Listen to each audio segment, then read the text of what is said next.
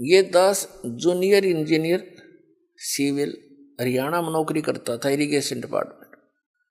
जब से ये ज्ञान हुआ, एक नारी तड़प बनी और ये सोचा करता था कि भगवान ये सभी मेरे जैसे दुखी हैं, सभी परमात्मा के लिए भटक रहे हैं। कोई सालासर जाता है, कोई वैष्णो देवी, कोई अमरनाथ के इतनी भयंकर पहाड़ियों पर चढ़ जाता है, वहां मर भी जाते हैं बर्फीले तूफानों से, फिर भी जाते हैं, अगले दूसरे हिचकते नहीं। और ये ज्ञान यदि आपके बच्चों तक पहुंच जाए, भक्ति तो न करनी है तो यह अच्छी भक्ति करेंगे तो काम आओगे, तो डरे ढोरे।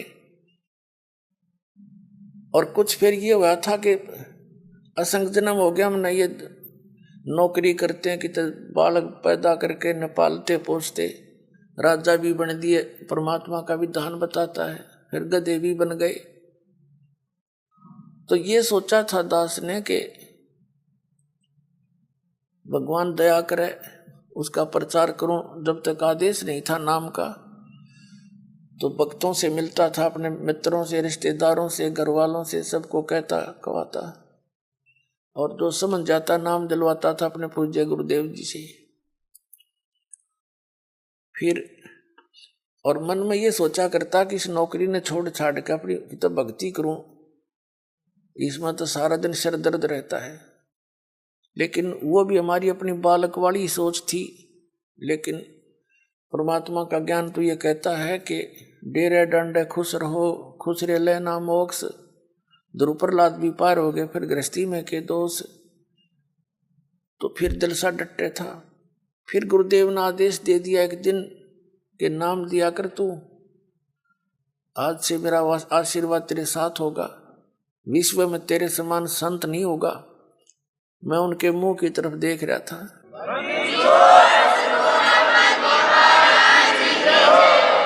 क्योंकि अपनी औकात से जीव खूब परिचित होता है, मानने चाहे ना मानने।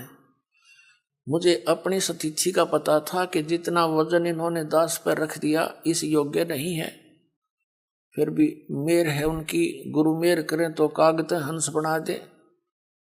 तो उन्होंने कहा तेरे साथ रहूंगा, चिंता मत करना। और आज से सभी जितने उनके शिष्य थे सबसे कह दिया था कि आज के बाद मैं तुम्हारा गुरु नहीं हूं, आज से दोबारा इससे उपदेश ले लो और इसको गुरु बनाओ, इससे तुम्हारा मोक्ष होगा।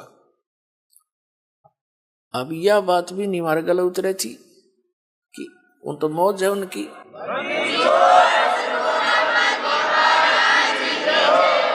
कहने का भाव यह था कि उन्होंने अपना वजन तार दिया।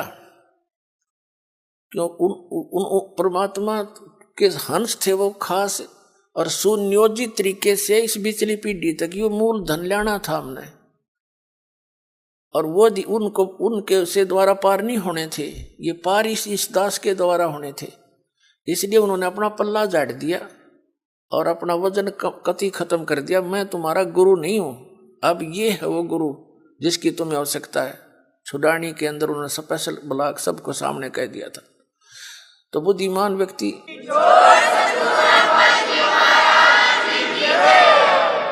तो पहले तो यूं था भी चलो परमात्मा का भी दान है, भक्ति भी करेंगे, अपने बच्चा में भी रहेंगे।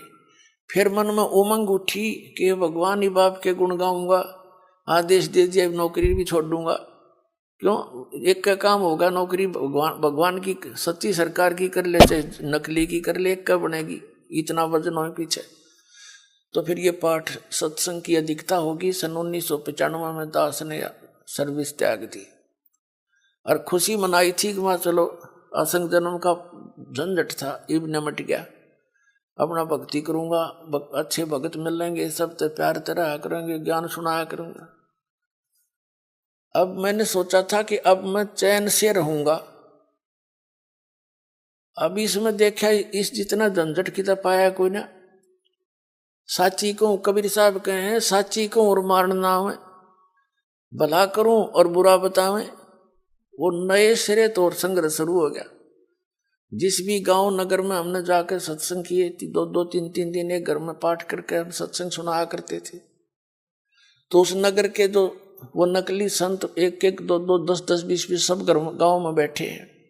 उनको पता चले वो तो ब्रह्मा विष्णु महेश के बारे में ये कहता है, देवताओं की पूजा की भी मना करता है, ऐसा करता है। तो वो गांव गांव में शत्रु पैदा हो गए। हम नहीं उनको कुछ शत्रु मानते थे, लेकिन वो रोजी रोटी वाले हमें मानने लगे। तो यहां तक बात बढ़ती बढ़ती फिर आपने पता है क्रोथा कांड करा दिया इन दुष्ट लोगों ने। ये जनता के हितैषी नहीं, और जिन्होंने भी परमार्थ की चेष्टा की है ये सदा आगे अड़ते रहे। जैसे ईसा मसीह जी ने सच्चाई कहने की चेष्टा की थी, करस करवा दिया इन दुष्ट लोगों ने। कबीर परमेश्वर जी ने सच्चाई की ढोल के डंके पे इन्होंने वो दुख दिए इन नकली गुरुओं ने। कलेजा मुंह को आता, पर भगवान की जब लीला पढ़ता है ये दास पढ़ी नहीं जाती है। आपके लिए भटक रहे हो, और इस दास के लिए क्या हुआ आपको पता नहीं। दास तो खूब गहराई से निकला, या मेरे साथ जो भक्त रहे हैं उनको पता है कितने संघर्ष से ये ज्ञान ऊपर को आया है, लेकिन सारा कबीर साहब का ही रहा है। तो दास ने ये सोचा था कि इसमें चैन से रहूंगा, इस जितना दुख तक इतना भी ना पाया। लेकिन अब ये दुख एक बार दास ने हो लिया। कुछ भगत हमारे साथ थे, उन्हें जेल तक जाना पड़ गया इस परमार्थ के लिए।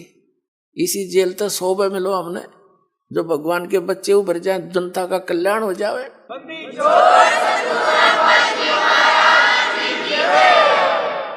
तो उस दिन से लेकर आज तक वो संघर्ष जारी है।